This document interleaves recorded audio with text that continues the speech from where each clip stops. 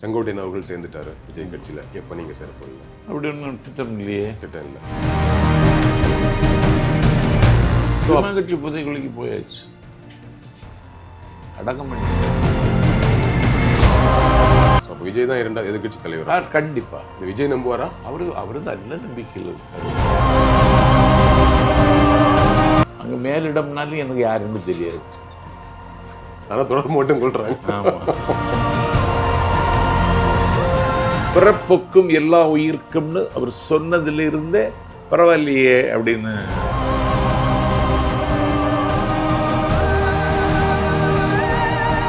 Think politics நேயர்களுக்கு வணக்கம். கேள்விகள் 1000 நிகழ்ச்சியில் உங்களை சந்திப்பதில் மகிழ்ச்சி. நம் நிகழ்ச்சியின் இன்றைய சிறப்பு விருந்தினர் திராவிட சொற்பொழிவாளர், மூத்த அரசியல்வாதி திரு நாஞ்சில் சம்பத் அவர்கள். வணக்கம். வணக்கம். எப்படி இருக்கீங்க? நல்லா இருக்கு. மகிழ்ச்சி. நீண்ட இடைவெளிக்கு பிறகு உங்களை நேர்காணல் செய்கிறதுல நிறைய விஷயம் பேசணும் கரண்ட் பாலிடிக்ஸ் பற்றி. பட் அதுக்கு முன்னாடி இன்னொரு விஷயம் பேசிட்டான்னு நினைக்கிறேன். என்னென்னா, நீண்ட காலமாக அரசியல் களத்தில் இருக்கிறவங்க, அதுலேயும் குறிப்பாக பிரச்சார களத்தில் இருந்த நபர் நீங்கள். இப்போ தேர்தல் காலம், பழைய நினைவுகளை அசை போடும்போது ஒவ்வொரு தேர்தலும் முந்தைய தேர்தல்லாம் எப்படி இருந்ததுங்கிற ஒரு சூழலை சொன்னீங்கன்னா இன்னைக்கு வரக்கூடிய ஜென்ரேஷன், குறிப்பாக அவங்கள ஃபாலோ பண்ணுற விஜயோட தொண்டர்களும் தெரிஞ்சுப்பாங்க. என்ன ஃபாலோ பண்ணுவாங்க? இப்போ சமீபத்தில் அந்த தொண்டர்கள் அவங்கள தான் ஃபாலோ பண்ணிட்டு இருக்காங்க. இல்லை, அந்த நாள் பிரச்சாரங்கிறது ஐப்பசி மாதத்து அடைமழை மாதிரி பொழிந்து கொண்டே இருக்கும். நேர கட்டுப்பாடு கிடையாது. கரெக்ட். டிஎன் சேஷன் தேர்தல் ஆணையாளராக வந்ததற்கு பிறகு 10 மணிக்கு மேலே பேசக்கூடாதுன்னு ஒரு தேர்தல் ஆணை பிறப்பித்தது. தேர்தல் பிரச்சாரம் என்பது ஒரு கட்சியினுடைய வெற்றிக்கு மட்டுமல்ல, ஒரு கட்சியினுடைய கொள்கையை பிரச்சாரம் செய்வதற்கான வாய்ப்பு. அது அறுவடை என்று அரசியல்வாதிகள் கருதுவார்கள். என்னை போன்றவர்கள் இது விதைக்கிற காலம் என்று கருதி பேசுவோம். எலெக்ஷன் டைம்லேயே. ஆமாம், விதைக்கிற காலம் என்று கருதி பேசுவோம். 1984 அப்போ தான் நான் காலேஜெல்லாம் படித்து முடிச்சுட்டு வெளியே வந்து குளச்சல் தொகுதியில் பரமணிதாஸ் என்பவர் வேட்பாளராக நின்றார். ஓகே. அவரை ஆதரித்து பேச திமுக தலைமையிலேருந்து யாரும் வரல. பரமணிதாஸ் என்ற சொன்னார், சம்பத்து நீ ஒரு இடம் போயிடாதடா, என் கூட இருந்து இந்த பிரச்சாரத்தை குளச்சல் பூரா பண்ணுன்னு. குளச்சல் தொகுதியினுடைய எல்லா நுக் அண்ட் கார்னர் எல்லா இடத்துக்கும் போய் அவரை ஆதரித்து நான் பேசினேன். அவர் தோற்று விட்டார். நல்ல பண்பாளர். அப்படி இருந்துச்சு. அதுக்கப்புறம் 89 நான் பிரச்சார பீரங்கி ஆகிட்டேன். தலைவர் கலைஞர் பேசின ஒரு கூட்டத்தில் 9.5 மணி நேரம் பேசினேன். அவர் வர லேட்டாக இருந்ததுனால. ஆமாம், 9 பேசினேன். 89 பேசினேன். அதான் உங்களுக்கு ஒரு டேர்னிங் பாயிண்ட் இல்லையா? ஆமாம், தமிழகம் முழுக்க தெரிந்த நம்பர் பேசினேன். அதுக்கு பிறகு 91 மீண்டும் தேர்தல் வருது, அதில் பேசுகிறேன். 96 இங்கே வந்துட்டேன், வைகோயை நம்பி வந்து அதில் பேசினேன். அப்புறம் அந்த நமக்கு நாமேன்னு சொல்லி ஜெயலலிதா முதலமைச்சராக இருக்கும் பொழுது ஸ்டாலின் நாடுதல்வி ஒரு பிரச்சாரம் செய்தார். ஒரு 8 மணிக்கு திருக்கோவிலூரில் ஸ்டாலின் பேசுகிறாருன்னா ஜெயலலிதா உத்தரவு, ஸ்டாலின் எந்த இடத்துல எந்த நேரம் பேசுகிறாரோ அதே இடத்தில் அந்த நேரத்தில் அடுத்த நாள் சம்பத்து பேச ப்ரோக்ராம் போடுங்கன்னாங்க. அப்படி பேசினேன். ரொம்ப மனநிறைவான பிரச்சாரம் அது. ஓகே. ஸ்டாலினுக்கு காம்படிட்டிவாக என்ன கொண்டு போய் நிறுத்தி அழகு பார்த்தாங்க அந்த அம்மா. ஓகே. போன தேர்தலில் திமுக என்ன செய்துன்னா அந்த பிரச்சாரத்தையும் அவன்டே வித்துட்டாங்க. பிரசாந்த் கிஷோர் அவன் ஒரு நாள் எனக்கு கும்மிடி பூண்டி போடுறான், அடுத்த நாள் குளச்சல் போடுறான். கூறுகட்டேன். நானே ப்ரோக்ராம் போடுறவன். நான் ஒரு 19 ஆண்டு காலம் பிரபண்ட செக்ரட்டரியிலேருந்து தமிழ்நாடு பூரா நான் ஒருங்கிணைச்சவன். கூறுகட்ட நாய். நான் ஃபோனை பண்ணி கேட்டேன், யாரடா இது போடுறதுன்னு கேட்டேன். டெஸ்கில் இருக்காங்க. ஒரு டெஸ்கா ரஸ்காடா, கும்பிடி போட்டு குளச்சல் போடுறேன், எப்படிடா போகிறது? எதுகை முனையில் வரிசையை தொடர்ச்சியாக இருக்குன்னு போட்டிருப்பாங்க. கும்பிடி பூண்டி குளச்சல் பார்த்து போட்டிருப்பாங்க. யார் போடுற? இப்படியெல்லாம் நான் போக முடியாது அப்படின்னு சொல்லி நான் திட்டினேன். என்ன என்ன என்ன எதிர்பார்க்குறேன்? நான் சென்னையிலேயே 14 தொகுதி இருக்குது, சென்னையிலேயே பேசுகிறேன், அவ்வளோதான். என்னெல்லாம் அங்கே எங்கெல்லாம் போல, ஏன்டா அதுக்குள்ள வசதி எல்லாம் ஒன்றும் கிடையாது அப்படின்னு சொல்லிட்டு பேசுகிறேன். போன தேர்தலில், நாடாளுமன்ற தேர்தலையும் பிரச்சாரங்கள் சரியாக செய்கிற வாய்ப்பு எனக்கு கிடைக்கல. ஓகே, இந்த பிரச்சாரமே விடிய விடிய பேசியது, அதுக்கப்புறம் 10 மணிக்கு மேலே பேசக்கூடாதுன்னு ரூல்ஸ் வந்தது. அதற்கு பிறகு இப்போ பிரச்சாரம் எங்கே பண்ணணும், என்ன பேசணும்னு எழுதி கொடுக்கக்கூடிய இந்த மாதிரி ஸ்ட்ராட்டஜி நிறுவனங்கள்லாம் வந்திருக்குல்ல. இந்த கால மாற்றத்தில் இன்றைய சூழல், நீங்கள் சொன்னீங்க ஒரு பாயிண்ட், நாங்கள் அதை வெற்றிக்கான வேலையை செய்யலை, அறுவடைக்கான வேலையை செய்யலை, விதைக்கிற வேலையை செஞ்சோன்ட்டு. இன்னைக்கு வெறும் முழுக்க அறுவடை தான், மொத்தமாக அறுவடை பண்ணணுங்கிற நோக்கத்தோடு தான் வேலை நடக்குது. இந்த சேஞ்சஸ் எந்த அளவுக்கு பிரச்சனைக்குரியதா பார்க்குறீங்க? இந்த சேஞ்சஸ் ஒரு மேடை தமிழுக்கு பின்னடைவு. இப்போ மேடை தமிழில் ஒரு தேக்கம் ஏற்பட்டிருக்கிறது. பேசித்தான் ஓட்டு வாங்குற நிலைமையில் கட்சிகளும் இல்லை. ஓகே, பேசி ஓட்டு வாங்க வேண்டியதில்லை, கட்சிகளும் இல்லை. சமூக வலைத்தளங்கள், ஊடகங்களே பிரச்சாரத்தை கொண்டு போய் சேர்த்துடுறாங்க. அதனால என்ன மாதிரி ஒரு ஸ்டார் வேல்யூ உள்ள 1-2 பேர் தான் பேச முடியுமே தவிர வேற யாரும் பேச முடியாது. நட்சத்திர பேச்சாளர் எண்ணிக்கை குறைஞ்சிருச்சு இல்லை? ரொம்ப குறைஞ்சிருச்சு. இது தொண்டர்களுக்கு, அதுவும் குறிப்பாக இளைஞர்களுக்கு என்ன அவங்களுக்கு எந்த விதத்தில் பின்னடைவுன்னு சொல்லலாம்? அவங்க கிட்ட ஒரு அற்புதமான கருத்துக்கள் போய் சேராது இல்லையா? சோஷியல் மீடியா பாலிடிக்ஸ் மட்டும்தான் போய் சேரும். ஆமாம், போய் சேரும். தொண்டர்களும் அந்த ஆர்வம் கிடையாது இன்னைக்கு. ஓகே, நேரம் உட்காந்து அந்த பேச்செல்லாம் கேட்குற ஆர்வம் எல்லாம் கிடையாது. என்ன மாதிரி ஒரு ரேரான பேச்சாளர்னா, சம்பத்து வாரானா கொஞ்சம் கூட்டம் வருது, வேற யாருக்கும் வர்ற மாதிரி எனக்கு தெரியலை. அது கொஞ்சம் கவலையாக தான் இருக்குது. என்ன பண்ணணும் அப்போ? இந்த இதை மாற்ற முடியாது, கால மாற்றத்தில் இதுக்கு நம்ம அடாப்ட் ஆகி தான் ஆகணும். இல்லை மாற்ற முடியும். விமர்சிப்பதற்கே கட்டுப்பாடு விதிக்கிறாங்க. ஒரு விமர்சனம் செய்தால் எதிர்வினையாற்றுகிறோம் என்கிற பெயரால் முடக்க முயற்சிக்கிறார். இப்போது சட்டமன்ற தேர்தல் வருது. நான் பேசினா ஸ்டாலின் தான் முதலமைச்சர் ஆக வேண்டும், தமிழ்நாடு பாதுகாப்பாக இருக்க வேண்டுமானால் அப்படின்னு சொல்லிட்டு நான் பிஜேபியை தான் அட்டாக் பண்ணுவேன். ஓகே, பிஜேபி அட்டாக் பண்ணுகிற பொழுது என் பிரச்சாரத்தை முடக்க முடியுமான்னு அவங்க யோசிப்பாங்க. ஓகே, அவங்க பவர் சென்டரில் இருக்காங்க அப்படின்னு. முன்னாடி அப்படியெல்லாம் கிடையாது, முடக்குவாங்க. பின்ன எல்லாத்தையும் தாண்டி பயணிக்க வேண்டியதுன்னு சொல்லிட்டு தயாராக இருக்க வேண்டியதுதான். இவ்வளோ காலம் பயணித்தாச்சு, ஒரு சலிப்போ தொய்வோ அது இருக்குதா? சலிப்பு வரும். சோறு சாப்பிடும்போது சலிப்பு வருமா? வரல. அது மாதிரி தான் ஒரு ஒரு அந்த மாதிரி ஒரு எனர்ஜியாக தான் பார்க்குறீங்க. ஆமாம். சரி, கரண்ட் பாலிடிக்ஸ்க்கு வருவோம். செங்கோட்டையன் அவர்கள் சேர்ந்துட்டாரு விஜய் கட்சியில். எப்போ நீங்கள் சேர போகிறீங்க? அப்படி ஒன்றும் திட்டம் இல்லையே. திட்டம் இல்லை. அழைப்புகள் ஏதாவது வருதா? வந்துக்கிட்டே இருக்குது. அழைப்புகள் வருது தவக்கலேருந்து. ஏன் சேராமல் இருக்கிறீங்க? காரணம்? உடனே சேருறதுக்கு எனக்கு அது கம்ஃபர்டபுளாக இருக்குமான்னு நான் இன்னும் நம்பலை. ஓகே, என்ன காரணம்? ஏன்னா நான் இருக்கிற சொற்பொழிவாளர்கள்லேயே ப்ரெஸ் வேல்யூ உள்ளது நான் மட்டும்தான். புரியுதா? எல்லாத்துக்கும் நான் கருத்து சொல்லுவேன். கரெக்டு. என்னிட்ட கேட்பாங்க. நானாக போய் நான் ஒரு கருத்து சொல்லுவான்னு ஒரு பையனையும் நான் இதுவரையும் கூப்பிட்டதில்லை. அவங்களே கேட்பாங்க. இவர் யார் கருத்து சொல்லுக்குன்னு சொல்லி என்கிட்ட கேள்வியெல்லாம் கேட்டுக்கூடாது. கேள்வி கேட்டால் நான் அந்த திருப்பி எகிறிடுவேன். ஓகே. அதனால் எனக்கு சுதந்திரமாக இயங்கணும், என்னை கட்டுப்படுத்தக்கூடாது. நான் இப்போ கடந்த நவம்பர் மாதம் 4ஆம் தேதி திருவாவடுதுறைக்கு பக்கத்தில் சாத்தனூருங்கிற இடத்துல திருமூலர் குரு பூஜையில் பேசுகிறேன். ஆமாம். போன மாதம் டிசம்பர் 25ஆம் தேதி மேல்புறத்தில் கிறிஸ்மஸ் விழாவில் பேசுகிறேன். ஒரு விநாயகர் சதுர்த்திக்கு அன்னைக்கு பாண்டே தலைமையில் குடும்பங்களில் அன்லிமிட்டட் கண்டிஷன் போடுவது ஆண்களா பெண்களான்னு ஒரு பட்டிமன்றத்தில் பேசுகிறீங்க. இப்படி அங்கெல்லாம் போகக்கூடாது, இங்கெல்லாம் போகக்கூடாதுன்னு என்ன சொல்லக்கூடாது. ஓகே, அதை சொல்லுவாங்கன்னு நினைக்கிறீங்க? அவங்க அங்கே போனால் இல்லை சொல்லுவாங்களான்னு தெரியாது. அது கேட்டுற வேண்டியதானே? இந்த மாதிரி கட்டுப்பாடு இல்லைன்னா எனக்கு ஓகே தான். அதான் பேசுவோம் அப்படின்னு சொல்லிட்டு நான் தள்ளி போட்டுட்ருக்கேன். என்னை தங்கச்சிக்கு மகளுக்கு நாளைக்கு கல்யாணம். ஓகே, இதெல்லாம் கல்யாணத்தை முடிச்சுட்டு சேரலான். கல்யாணத்துக்கு போகிறேன், போயிட்டு வாரேன் அப்படின்னு சொல்லிட்டு வச்சுட்டேன். ஓகே, உங்களை தொடர்பு கொள்வது யாருன்னு சொல்ல வேண்டியது இல்லை, மேலிடமே தொடர்பு கொள்ளுதா? அங்கே மேலிடம்னாலும் எனக்கு யாருன்னு தெரியாது. ஆனால் தொடர்பு மட்டும் கொள்றாங்க. ஆமாம். தம்பி அந்த பையங்களெல்லாம் என்ன கூப்பிடுறாங்க, நேற்று வீட்டுக்கே போயிருக்காங்க. ஊர்லையா? அண்ணா வந்தாச்சா அப்படின்னு கேட்குறாங்க. நான் அப்போ ஸ்டார்டிங்கில் சொன்னது கரெக்ட் தானே? இன்டர்வியூ ஆரம்பிக்க சொன்னேன், அவங்க தொண்டர்கள் ரொம்ப விரும்புகிறாங்க. அண்ணன் எப்போ வருவாங்க? என்ன வீட்டுக்காரிக்கே அரசியல் தெரியாது. ஓகே.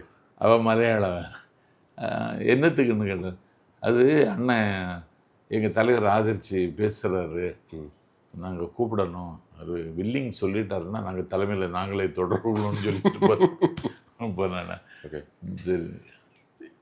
சரி, ஒரு கட்சியில் சேருவதற்கே நமக்கு இவ்வளோ இந்த சுதந்திரம் எல்லாம் இருக்குமா, நமக்கு கம்ஃபர்டபுளாக இருக்குமா அப்படிங்கிற மாதிரி உங்களுக்கு டவுட்ஸ் இருக்குது. ஆனால் ரொம்ப தைரியமாக அவருடைய தேவை எங்கே முக்கியங்கிறது ஆதரிச்சும் பேசுகிறீங்க, பல இன்டர்வியூஸில் மேடைகளில் பேசுகிறீங்க. அது எப்படி அதை எப்படி புரிஞ்சுக்கிறது? நாங்கள் ஒரு அரச பயங்கரவாதம், அதனுடைய துணையோடு மத பயங்கரவாதம் தமிழ்நாட்டில் படையெடுக்கிறது. இதை தாக்கி தகர்த்து தரைமட்டமாக்க திமுக மட்டும் போதாது. அந்த ஒரு லட்சக்கணக்கான எண்ணச்சலிக்காத வாலிபர்களினுடைய அணிவகுப்பாக இந்த கட்சி என் கண்ணுக்கு தெரியும். அதனால இவனை சரியா ஆற்றுப்படுத்தினா இவன் ஒரு பெரிய ஃபோல்ஸா இருப்பான்னு நான் நம்புறேன். Okay okay. வேற ஒன்று. பட் மதவாதத்துக்கு எதிரான மனநிலையிலும் பிஜேபியோட இந்த ஒற்றைய அதிகாரம் இருக்குல்ல, ஸோ அந்த சனாதன தன்மைக்கும் எதிரான ஒரு மனநிலையில் இவர் இருப்பார் நம்புறீங்களா? இல்லை, கொள்கை எதிரின்ட்டார்ல அவர், கொள்கை எதிரி. திமுகவை அரசியல் எதிரின்ட்டார். அதனால அந்த பார்வை இருக்கு. பிறப்புக்கும் எல்லா உயிர்க்கும்னு அவர் சொன்னதிலிருந்தே பரவாயில்லையே அப்படின்னு கொஞ்சம் ஒரு பெருமிதம் வந்தது. ஓகே. அடுத்தது தமிழர்களினுடைய படையில் ஒன்று யானைப்படை, அது சேர நாட்டுக்குரியது யானை. அதை கொடியில் வச்சிட்டார். ஓகே. உட்கார் எதிர்உண்டல் காஞ்சி எயில் காத்தல் நொச்சி அதரப்புறுவது தும்பைன்னு பழைய பாட்டு இருக்கு. போருக்கு போகிற பொழுது தமிழர்கள் பூச்சூடி கொண்டு போவார்கள். ஓகே. பாண்டியர்கள் பனை, சோழர்கள் ஆத்தி, பாண்டியர்கள் மீன், இப்படி போயிட்டு இருந்தாங்க. அப்போ அந்த வாகை பூக்களை சூடிக்கொண்டு போருக்கு போவது வழக்கம். அதையும் அந்த கொடியில் தம்பி வச்சார்.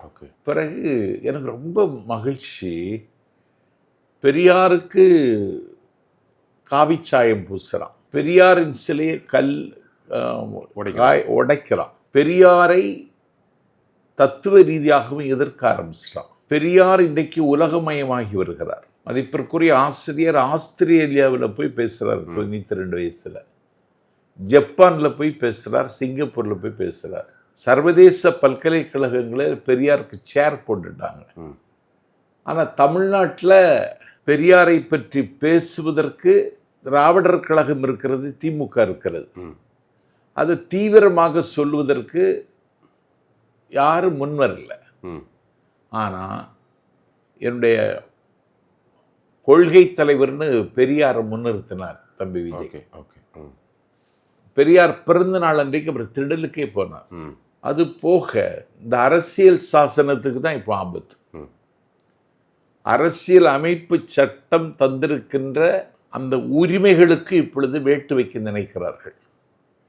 ஒரே நாடு, ஒரே மொழி, ஒரே கலாச்சாரம், ஒரே ரேஷன் கார்டு, மதம், ஒரே ரேஷன் கார்டு எல்லாம் அப்படி கொண்டு வந்து அந்த கோட்சேயின் இந்தியாவை உருவாக்குவதற்கு அவர்கள் துடிக்கிறார்கள். அதற்கு இடையூறாக இருக்கிற பெரிய சக்தி பெரியார், அம்பேத்கரை வச்சிட்டார். ஒரு அப்பழுக்கற்ற நிர்வாகத்திற்கு அடையாளம் காமராஜரை வச்சிட்டார்.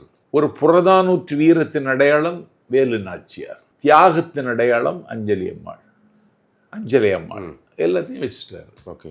அவர் பயணம் புறப்படுகிற பொழுது ஆட்சி மாற்றம் தான் என்னுடைய குறிக்கோள். 67 அண்ணா அதை கொண்டு வந்தார், 77 எம்ஜிஆர் கொண்டு வந்தாருன்னு அவங்களே வச்சாரு. எனக்கு அதில் மகிழ்ச்சி, மனது. ஸோ இதெல்லாம் பிடிச்சிருந்தது. நீங்கள் அந்த ஒரு மேடையில் பேசும்பொழுது கூட அவருடைய அணுகுமுறையில் மாற்றம் வேணும் அப்படிங்கிற மாதிரி பேசுகிறீங்க. என்ன அணுகுமுறையில் மாற்றம் வேணும்? தொடர்பு கொள்வதற்குரிய சூழல் அவர் இடத்துல இருக்கிறாரான்னு ஒரு கேள்வி இருக்கு. அவர் தொடர்பு ரீச் பண்ண முடியல, அப்படி ஒரு கேள்வி இருக்கு. நான் இன்னொரு முயற்சிகள், அது வேற, அது ஒரு கேள்வி இருக்கு. அன்றாடம் பிரச்சனைகளை பற்றி அவருக்கு கருத்து என்னன்னு அறிந்து கொள்ள நாடு விரும்புகிறது. அவர் கருத்து சொல்வதில் கொஞ்சம் தயக்கம் காட்டுகிறாரா என்பதை விட கருத்து சொல்லலை. உடனே ரியாக்ட் பண்ணணும். இப்போ எஸ்ஐஆர் குறித்து எல்லா கட்சிகளும் பேசின பிறகு தான் அவர் கடைசியில் வர்றாரு. அப்படி இருக்கக்கூடாது, உடனே சொல்லணும். அருணாச்சல பிரதேசத்தில் இருக்கிற ஒரு பெண்மணி சீனாவில் ஹாங்காய் விமான நிலையத்தில் சீனாவில் சொல்கிறான், அருணாச்சல பிரதேசத்தினுடைய பாஸ்போர்ட் இங்கே செல்லாதுன்ட்டான். எங்கே? சீனாவில். இது இந்தியாவை ஆண்டு கொண்டிருக்கக்கூடிய நரேந்திர மோடி தெரியுமான்னு தெரியாது. ஆனால் அதுக்கு உடனே ரியாக்ட் பண்ணணும் தம்பி, கேட்டீங்களா?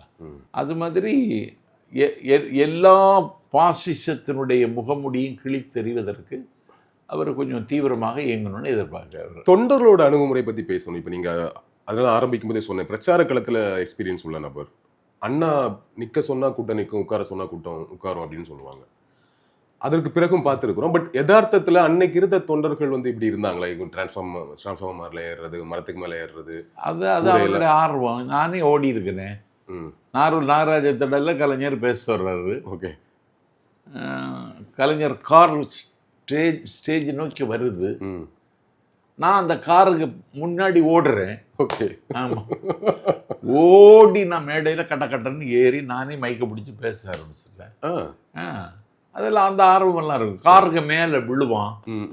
அதெல்லாம் அப்பவும் இருக்கு, இப்பவும் இருக்கு. விஜய் ரசிகர்களை வந்து தொண்டர்களை ரசிகர் மனையில இருக்காங்கன்னு சொல்றாங்க. பட் நம்ம இன்னைக்கு இருக்கக்கூடிய இப்போ நீங்க இப்போ சொல்லும் போது அது ஒரு ரசிகர் மனையில் தான் இல்லையா? பெரிய மினிஸ்டர்ஸ்லாம் இன்னைக்கு கூட பேசும்போது கலைஞரை நாங்கள் ரசித்தோம். இப்போ ஜெகத் ரட்சன்லாம் பேசும்போது அவர் துண்டை இப்படி போட்டு இப்படி பேசும்போது மயங்கி கிடந்தோம்லாம் சொல்றாருல. ஸோ ரசிகர் மனநிலையில தான் கலைஞர் மாதிரி ஆட்களுக்குமே இருந்தது. எம்ஜிஆர் விட்டுரும், அவருக்கு ரசிகர் மனையில் தான் இருந்திருப்பாங்க. கலைஞர் அண்ணாவுக்கெல்லாம் எப்படி இருந்தாங்க அந்த தொண்டர்கள்? விஜய்க்கு இருக்கிற மரியாதைக்கு ஒரு காரணம் சினிமா தான்.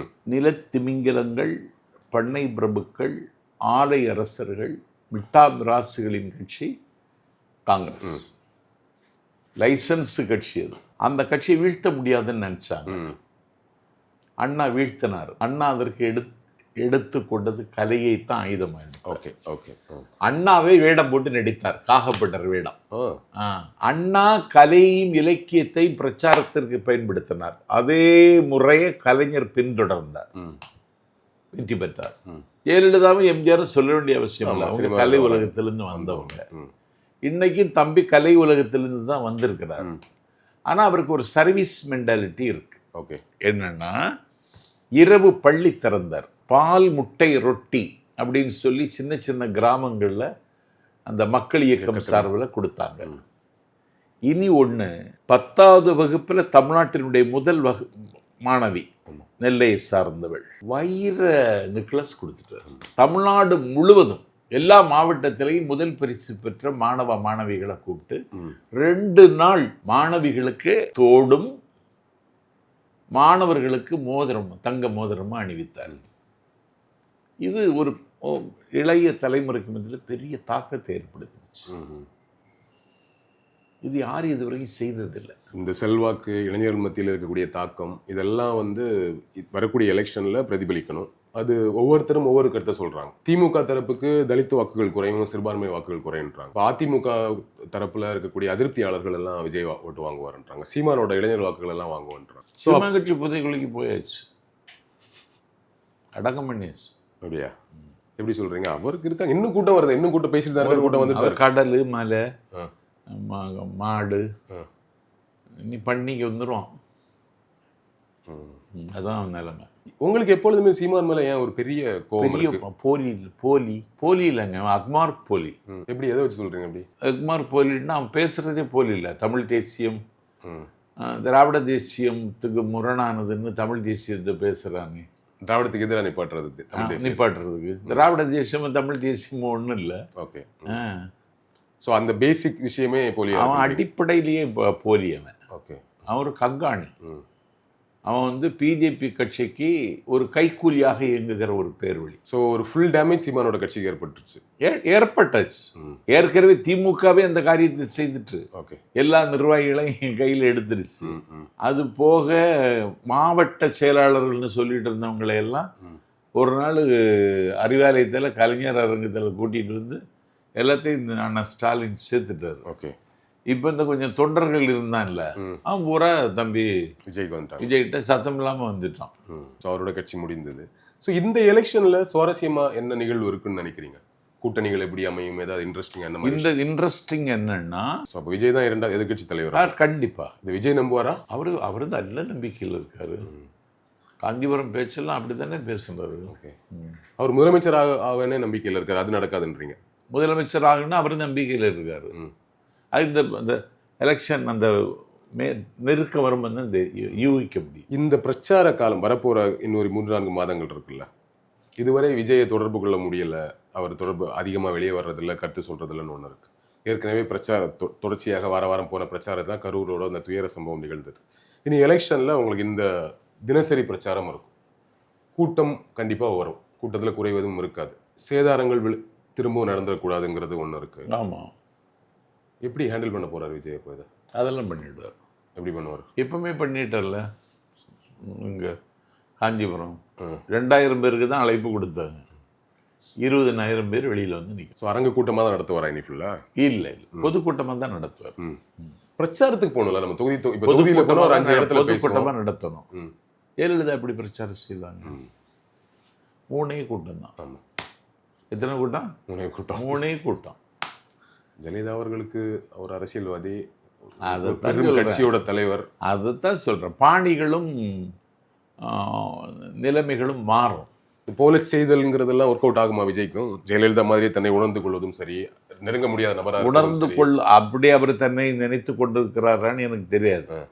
ஆனால் அவருக்கு இருக்கிற மாசுனை வேற யாருக்கும் இல்லை. புகழின் உச்சத்தில் இருக்கும்போது அவர் சொன்ன மாதிரி வந்துட்டார். ஆமாம். அப்போ இந்த எலெக்ஷனில் ஒரு பெரிய பெரிய பெரிய அதான் இந்த ஆச்சரியமான தேர்தல் 2026 தேர்தல் தான். ஓகே, ஆமாம். இப்போ நீங்கள் அவர் எதிர்க்கட்சி தலைவர் ஆகிறாருன்னா இப்போ சேர்ந்துலாம் எதுக்கு பெருசாக யோசிக்கிறீங்க? இல்லை, நான் அரசியல்வாதி கிடையாது. இல்லை, அந்த இன்ட்ரெஸ்ட் இல்லை. 10 வருஷம் எம்எல்ஏ இருந்துட்டு போகிறோம், என்ன பிரச்சனை? எம்எல்ஏயா? அதெல்லாம் எந்த காலத்துலையும் நடக்காது. இன்னைக்கு இப்போ நீங்கள் சொல்லக்கூடிய கணிப்பின்படியே விஜய்க்கு அவ்வளோ மாசு இருக்குன்னா, எதிர்க்கட்சி தலைவர் ஆக போறாருன்னா நம்ம ஊரில் குளச்சல் தொகுதியிலையோ இல்லை இன்னொரு ஒரு தொகுதியில் நின்று போறீங்க, அங்கே நிற்கவே விடாது. ஓட்டு போட மாட்டேன்றீங்களா? தொலைச்சிருவான். குடும்பம் பிச்சை எடுக்கிற நிலைமைக்கு வந்துடும். தொண்டர்களுக்கு ஏதாவது சொல்லணும்னு நினைக்கிறீங்க? நாட் ஒன்லி விஜய் தொண்டர்கள் மட்டும் இல்லை, இன்னைக்கு இருக்கக்கூடிய இளைஞர்கள் அரசியலை பார்க்குற விதத்தையும் சரி, அவங்க அணுகுமுறையும் சரி, ஏதாவது மாற்ற வேண்டியது இருக்கா சொல்லணும்னு நினைக்கிறீங்களா உங்கள் எக்ஸ்பீரியன்ஸில்?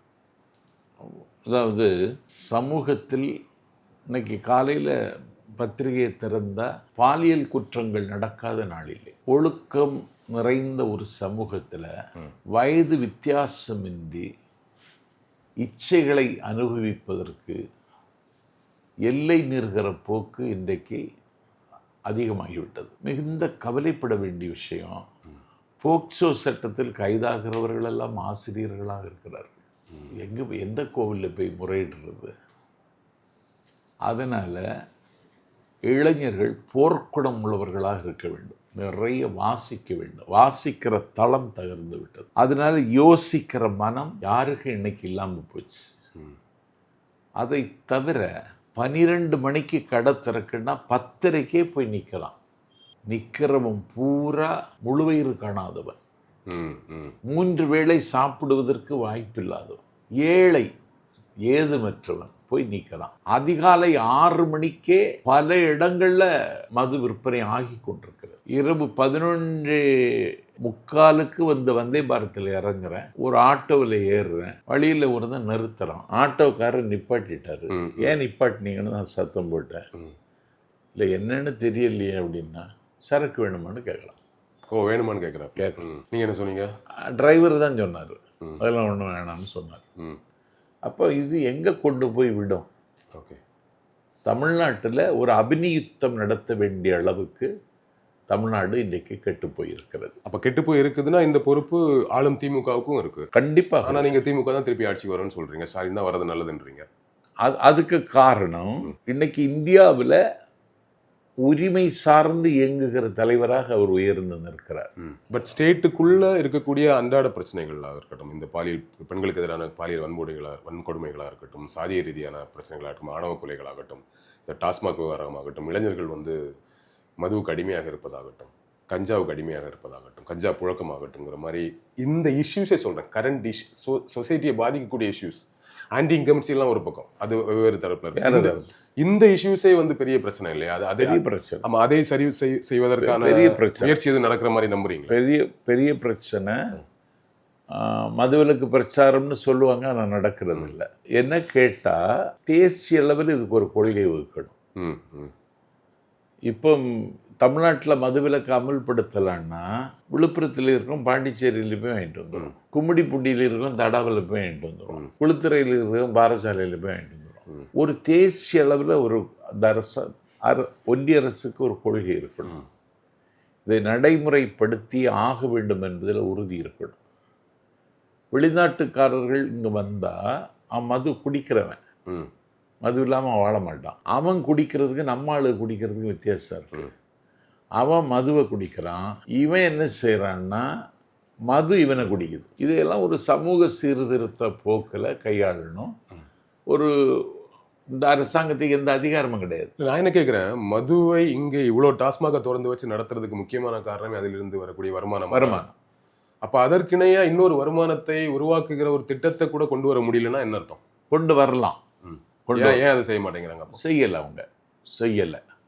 எவ்வளோ நாளைக்கு டாஸ்மாக் அதுவே வர்ற தேர்தலில் பேசு பொருளாகும். விஜய் வந்து மதுவிலக்கு வரத்துல இந்த என்ன ஸ்டாண்ட் எடுப்பார்னு நினைக்கிறீங்க? அதை பற்றி எதுவும் பேசவில்லை. என்ன ஸ்டாண்ட் எடுப்பாருன்னு தெரியாது, தேர்தல் வாக்குறுதியில் என்ன சொல்ல போறாருன்னு தெரியாது.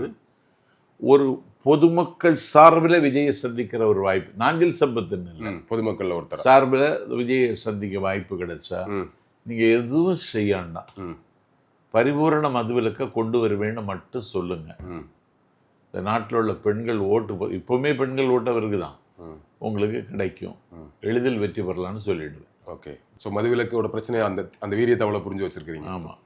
பட் அது வந்தால் இங்கே ஏற்படக்கூடிய கள்ளச்சாராய பிரச்சனையும் ஒன்று இருக்குது. நீங்கள் பக்கத்து ஸ்டேட்டில் போய் வாங்கிடுவாங்கன்னு பேசுனீங்க, ஆனால் கள்ளச்சாராயம் பெருகுன்னு சொல்கிறாங்க. பீகாரில் அது ப்ரூவ் ஆயிருக்கு. பீகாரில் மதுவிலக்கு கொண்டு கள்ளச்சாராயம் பெருகிறது மட்டும் இல்லை, பாதி பேர் மனநோயாளி ஆகிடும்.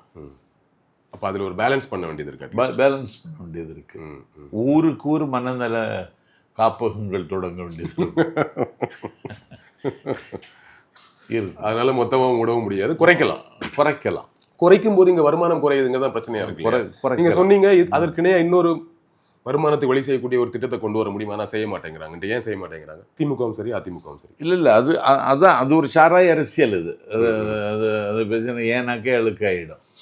அது ஒரு சாராய அரசியல் நடந்துட்டு தான் இருக்கு. இன்னும் அதுக்குனே இன்னொரு வருமானத்தை கொண்டு வர முடியும். ஆனால் அரசியல்வாதிகளே மதுபான ஆலைகள் வைத்திருக்கிறதால செய்ய முடியும். டாக்ஸேஷன் டிஸ்ட்ரிபியூஷன் தான் கவர்மெண்ட் வரி போடணும். இப்போ வரி போட்டு வரி கட்டுறாங்களா? 2.25 லட்சம் ரூபா சம்பளம் வாங்குற ஒரு தங்கச்சி விடியல் பயணம் பேருந்தில் போகிறோம். தேவையா இது? அதை நம்ம பிரிக்க முடியாது இல்லையா? பெண்களுக்கு இலவச பேருந்து கொடுத்துட்டோம், அதை தேவை இருக்கவங்க பயன்படுத்துறாங்க, தேவையில்லாதவங்க கொஞ்சம் பலன் அடைவாங்க. நீங்க அதுக்கு என்ன வழிமுறை? அதுக்கு அப்போ 2.25 லட்சம் ரூபா சம்பளம் வாங்குறவங்க வருமான சான்றிதழோட பஸ்ல ஏற முடியாது இல்லையா? வச்சிருக்கணும். அப்போ நடைமுறைப்படுத்தணும். வருமான சான்றிதழ் இயல்புல நம்ம ஊர்ல எப்படி இருக்குன்னு தெரியல. நம்ம போயிட்டு எழுதி வாங்கிட்டு வருவோம் ஒரு வருமானத்தை போட்டு. வருமானம் வந்து டாக்ஸேஷனும் டிஸ்ட்ரிபியூஷன் தான் கவர்மெண்ட்டுக்கு டியூட்டி. ஏற்றலும் ஈட்டலும் காத்தலும் காத்த வகுத்தலும் அல்லது அரசு அதை செய்யணும். அரசு இவ்வளோ தூரம் ஆக்கப்பூர்வமான திட்டங்கள் வேணும், மாற்று திட்டங்கள் வேணும், புதிய திட்டங்கள் வேணும். நிறைய ஒரு விஷயத்த மறக்க முடியாது. பல துறைகளில் தமிழகம் டெவலப்ட் ஆகிருக்கு, பல ஏரியாவில் டெவலப்பிங் ஆகிருக்கு, நல்ல டெவலப் ஆகிருக்கு. ஸோ அதில் மாற்றுக்கிறதே கிடையாது. அந்த கிரெடிட்டை நம்ம திமுக 2 பேருமே கொடுத்தாகணும். பட் விஜய் மாதிரி ஒரு புதிய நபர் வரும்போது கிரேட் ஸ்கீம்ஸோட வரணும்னு எதிர்பார்க்குறோம். அந்த மாதிரி கிரேட் ஸ்கீம்ஸ் ஏதாவது சொல்லுவாரா? புதிதான திட்டங்களை சொல்லுவாரா? நேற்றை ஒன்று சொன்னார், ஒவ்வொரு வீட்டிலும் வருமானம் ஈட்டுகிற ஒரு நபர் இருக்கணும். ஓகே, இன்னைக்கு அது இல்லை. எப்படி இல்லைன்னு சொல்கிறீங்க? முதல் தலைமுறை பட்டதாரி ஆகிட்டாங்கன்னா முதல் தலைமுறை பட்டதாரி ஆகாத வீடுகளில் இருக்குது. வருமானம் ஈட்டுகிறவ ஒரு ஆள் இருக்கணும் ஒவ்வொரு வீட்லேயும். அதுதான் எல்லா வீட்லேயும் கிடையாது. 2வது சொன்னார், ஒவ்வொருவரும் பட்டதாரியாக இருக்கணும்னாரு. அனைவருக்குமான கல்வி அதை கட்டாயமாக்கணும்னு அவர் நினைக்கிறார். இதெல்லாமே ப்ராசஸில் இருக்கிறது தானே? இல்லையா? இடைநிற்றல் நடக்கல தம்பி. இடைநிற்றல் நடந்துகிட்டே. இடைநிற்றலே நம்ம ஒரே சுவிட்ச் போட்டு ஸ்டாப் பண்ண முடியாது. இடைநிற்றல் நடந்துகிட்டே, முன்னாடியை விட இடைநிற்றல் குறைந்திருக்கு. முன்னாடி ஸ்கூல்ல அது மாதிரி உங்களுக்கு வீட்டுக்கு ஒருவனுக்கு ஒரு வாகனம், கார் பைக் நிச்சயம், கார் லட்சியம் அப்படின்னு சொன்னார். இது வந்து நல்ல பார்வை. இப்போ இன்னொரு கட்சி தேர்தல் வாக்குறுதி கொடுக்க முடியாத அளவுக்கு வேலியை போட்டார். இனி அடுத்து வர்ற கட்சி என்ன செய்வான்? அது ஒன்றும் பிரச்சனை இல்லை. இப்போ கமல் தான் ஃபர்ஸ்ட் பேசினாரு பெண்களுக்கு மாத ஊதியம் கொடுப்பேன்னு. அது திமுக கையில் எடுத்தது, அதிமுக கையில் எடுத்தது. திமுக 1000 ரூபாய் சொன்னாங்க, அவங்க 1500 சொன்னாங்க. அதனால இவர் பைக்குன்னு சொன்னா நாங்க புல்லட் கொடுக்கணும்னு கூட திமுக சொல்லும், நாங்க எமஹா கொடுக்குறோம் கூட அதிமுக சொல்லும். அதை எடுக்கிறது ஒன்றும் பிரச்சனை இல்லையே. இல்ல மக்கள் என்ன நினைப்பாங்கன்னா, இவர் சொல்றாரு வருவாருன்னு தெரியாது, ஆனா திமுக வந்துடும், அப்போ அவங்க கொடுத்துருவாங்க, உறுதியாயிடுச்சு இல்ல. இப்ப கமல் சொன்னாரு, கமல் எங்க ஆட்சிக்கு வர போறாரு, திமுக சொல்லி திமுக வந்துருங்கிறதுனால திமுக ஓட்டு போடுவாங்க. இப்ப இவர் பைக் சொன்னா அவங்களும் பைக் சொல்லுவாங்க. இப்போ யார் வர்றதுக்கு பாசிபிலிட்டிஸ் அதிகம்னு பார்க்கும்போது நமக்கு பைக் கிடைக்கணும். பாசிபிலிட்டிஸ் யாருக்கு அதிகம்? திமுக அதிகம். ஏரோப்ளேன் கொடுப்பேன்னு வரைக்கும் சொல்லுவாங்க. அது வேற வாக்கு.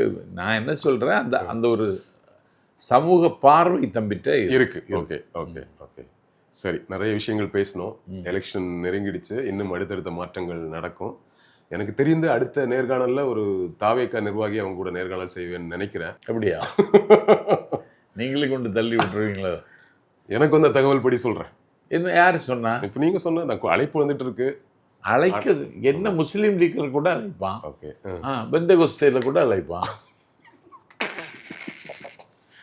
நான் நல்லா பேசுவேன். ஆமா ஆமா. நான் தேர்தல் பிரச்சாரமே பண்டிகளின் முன்னால் முத்தை சிதறவிடாதேயுங்கள், பரிசுத்தமானதை நாய்க்கு கொடாதேயுங்கள் தான் ஆரம்பிக்கிறேன். ஓகே, இது விவிலியத்தினுடைய கொட்டேஷன். இது பண்றதுக்கு வாய்ப்பு இருக்கா? இப்ப கட்சியில சேர வேணாம், ஆனா எலெக்ஷன் நேரம் பிரச்சாரத்துக்கு போவோம் இல்லையா நம்ம ஒரு கட்சிக்காக, அதுக்கு வாய்ப்பு இருக்குதா? அதுக்கு வாய்ப்பு இருக்கு. தாவேகாவுக்கு இந்த முறை பிரச்சாரத்துல திமுகவுக்கே பிரச்சாரம் செய்வேன். ஏன் ஒரே நேரத்தில் இப்படி ஒரே எலெக்ஷன் ரெண்டு கட்சிக்கு எப்படி செய்ய முடியும்? அப்படி ஒன்று செய்ய மாட்டேன். அப்படி செய்ய ரெண்டுல ஒரு கட்சிக்கு செய்வீங்க. அப்போ நான் திமுகவுக்கு செய்யணும்னு தான் இருக்கேன். ஓகே. நேற்றுக்கும் தம்பி உதயநிதி பிறந்த நாள் கொரட்டூரில் அண்ணன் ஜெகத் ரட்சகன், கரு பழனியப்பன், மதிவதனிகை கூட நான் கடைசியாக நேற்றையும் நான் பேசிட்டு தான் இங்கே வந்தேன். ஓகே, பார்ப்போம் அடுத்தடுத்து என்ன நடக்குன்னு பார்ப்போம். அதை பொறுத்து நேர்காணல் செய்யலாம் சார். ரொம்ப நன்றி, தேங்க்யூ.